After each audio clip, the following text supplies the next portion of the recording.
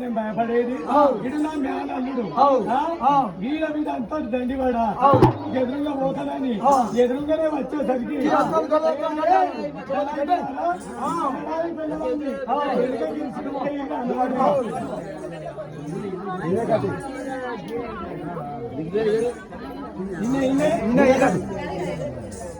గదగాని మీద చెట్టు ఉన్నది